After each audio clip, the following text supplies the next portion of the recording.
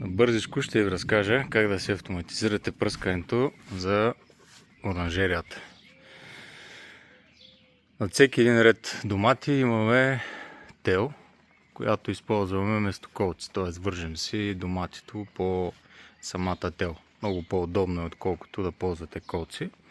На същите телове сме сложили мъглуване или тези системи, които са за охлаждане. Тия са поръчани от интернет.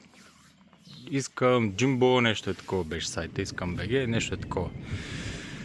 Всяко едно маркуче завършва с най-обикновена връзка за маркуч. Навързали сме ги една към други системите и цялото това нещо излиза ето тук отвънка, къде се крие тая приятелка, ще е страх от гръмотевиците.